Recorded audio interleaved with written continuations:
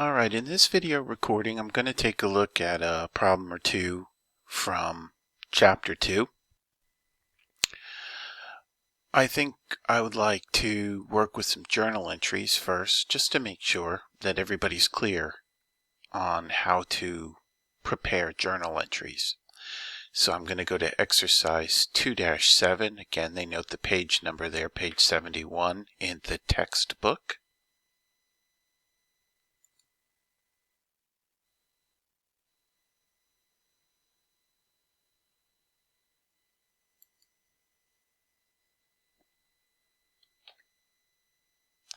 Okay, they want us to prepare journal entries for the following transactions of a new company called Pose for Pics.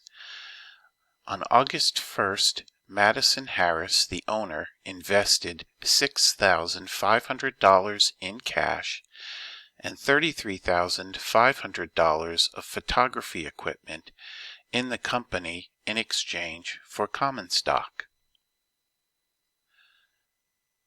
Entry 2.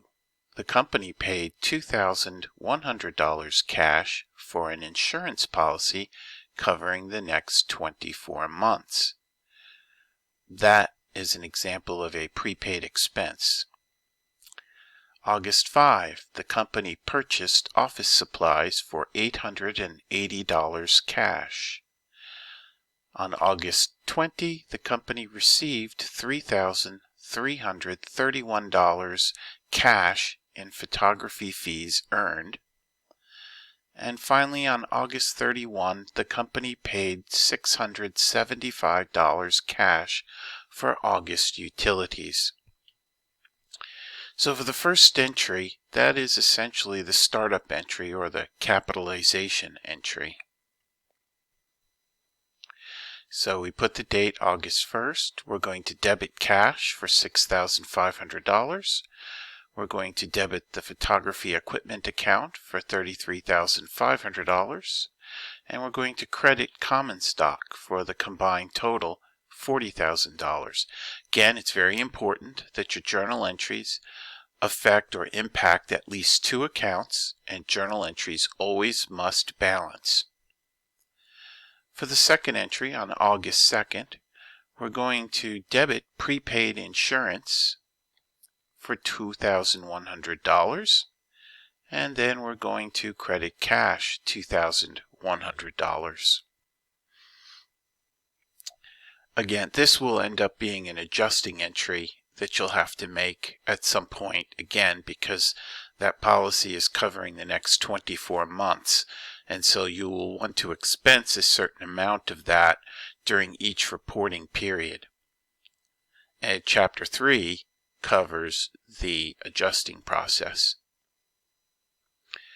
The August 5th entry is going to be a debit to office supplies for $880 and a credit to cash for $880.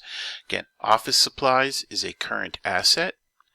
As you use up the office supplies, you will expense them. That will be an adjusting entry that you make at the end of the reporting period. You will take a physical inventory of the office supplies. You'll record the ending balance as the count that you came up with in the inventory count. The difference between what you started with and what you counted at the end will be recognized as office supplies expense. Again, that'll come up in Chapter 3. August 20th, we're going to debit cash for $3,331, and we're going to recognize photography fees earned for the same amount. And then on August 31st, we paid our utilities.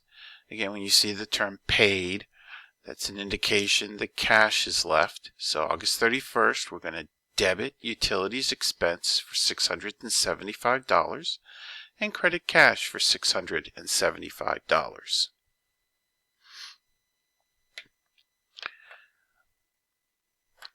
The hardest part, I think, of doing journal entries is just making sure that you have it straight in your mind which accounts are being impacted by the transaction. making sure that your debits and credits are equal. Using good form. Make sure that you stay organized and use good form at all times. This table here is very basic. When you actually are working in an accounting system, a journal entry number would be assigned. There will also be a posting process, so there'll be some cross-referencing in addition. And we'll get to that as we come up with chapters 3 and 4. So I'd like to do another problem. So let me go back to the beginning here. Well, let's take a look at recording transactions in T accounts.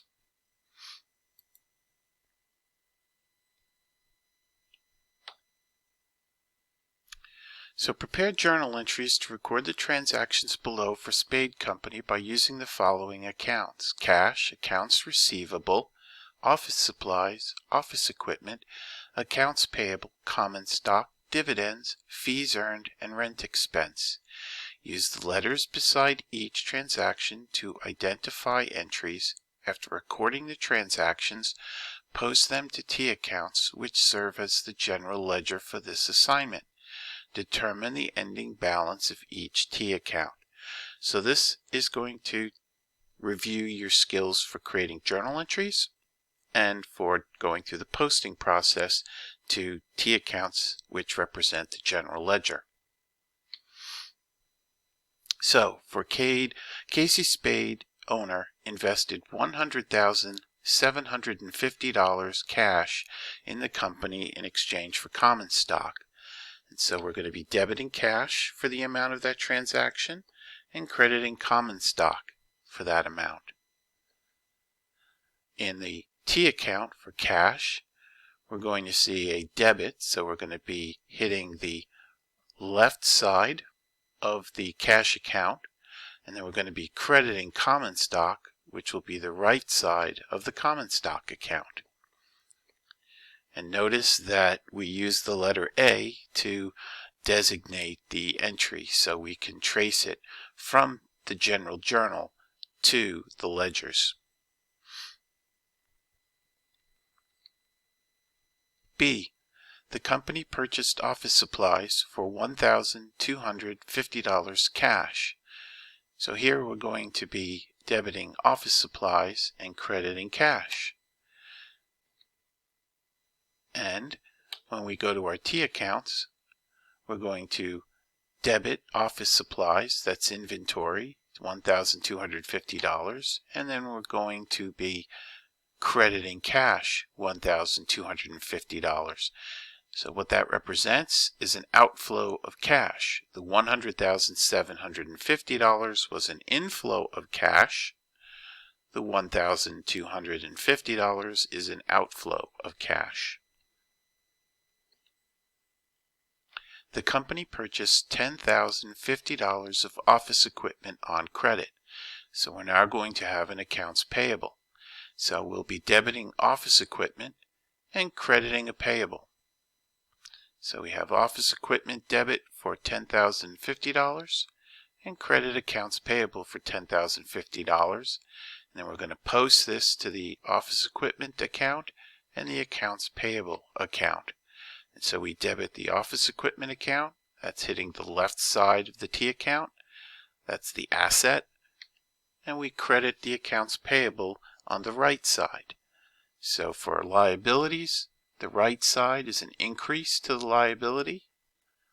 On the asset side, office equipment, the left side represents an increase to the account balance.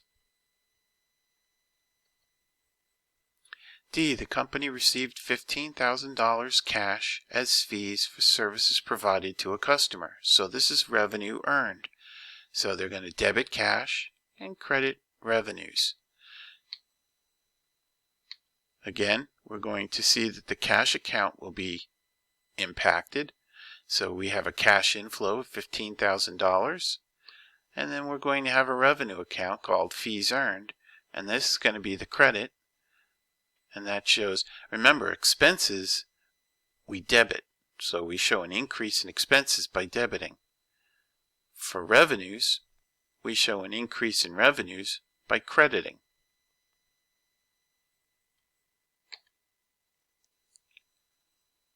The company paid $10,050 cash to settle the payable for the office equipment purchased in transaction C. Here, what we're going to do is, remember, we credited accounts payable to originally record the payable, so that was the increase to the payable. Now we're going to decrease the payable, so we're going to debit accounts payable, and we're also going to reduce the cash account by the amount that we paid to the vendor, and so we're going to be crediting the cash account. And in the T accounts, we will post to the left side on accounts payable, and in cash account we'll post to the right side. So that shows the decrease in accounts payable and the decrease in cash. The next transaction, the company billed a customer $2,700 as fees for services provided. So here we have a receivable. So we're going to be booking an account receivable, which will be our debit, and we'll be recording revenue. Again, the T account represents the ledger. Accounts receivable is an asset. We've increased the asset, so we'll be posting to the left side of the account. For fees earned, it's a revenue. Revenues are increased by credits that affect the right side of the T accounts.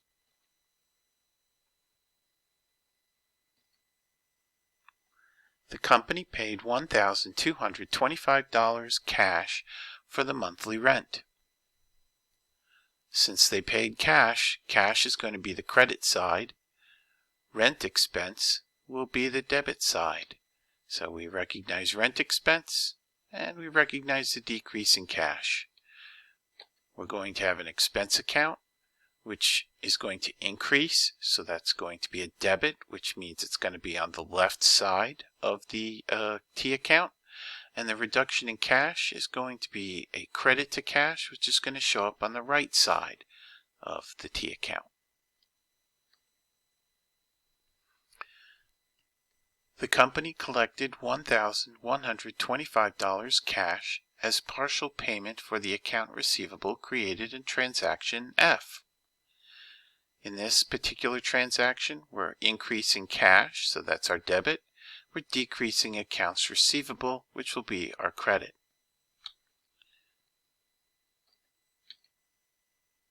For the cash account, we're going to show the increase in cash by debit on the left side of the account. And for accounts receivable, we're going to show a decrease in accounts receivable using a credit to the right side of the T account. The company paid $10,000 cash in dividends to Spade, the sole shareholder.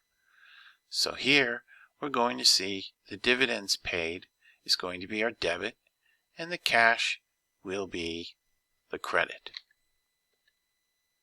Now, dividends are not technically an expense, although in the journal entry they behave a lot like an expense.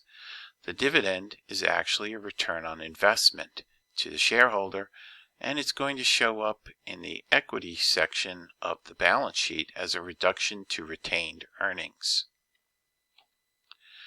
The dividends account, to show the increase in dividends being paid out, is going to be a debit to the left side of the T account, and the reduction in cash is going to go to the cash account. It's a reduction of cash, so it's a credit to the right side of the T account.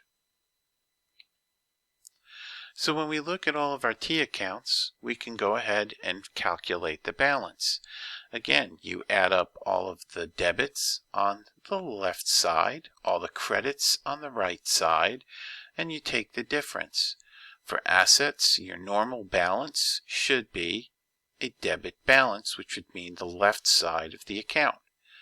For your liabilities and for your equity accounts, those are going to be credit balance accounts, which means the normal balance will show up on the right side of the T accounts. And so as we run through and do our calculations,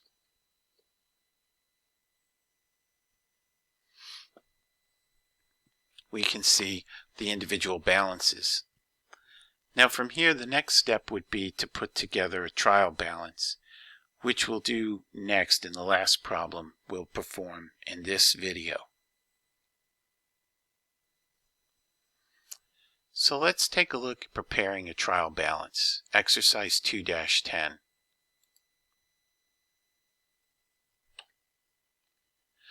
So in preparing a trial balance, we have our T accounts with the related balances.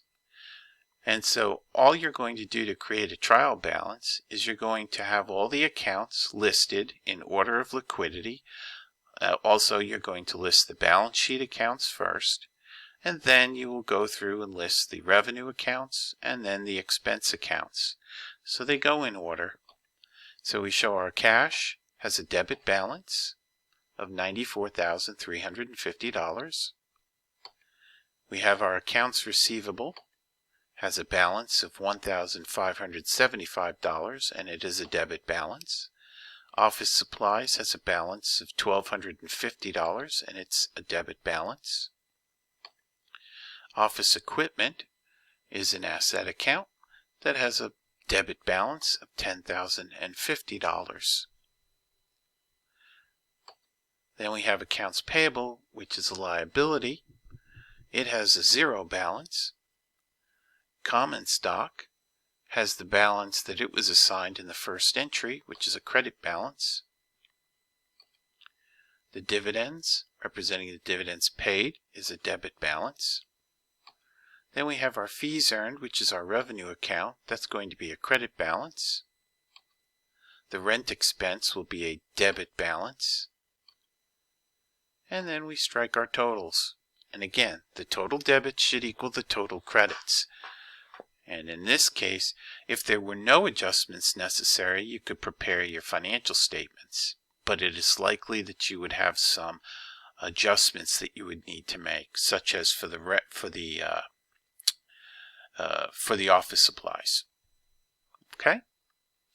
So that's pretty much it. And no matter how large the problem gets or how complex the transactions become, the process is still the same. You still go through these steps.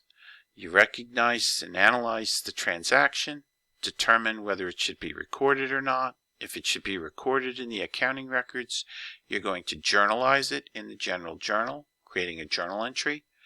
Then you're going to post it into the general ledger, which we represent using the T accounts.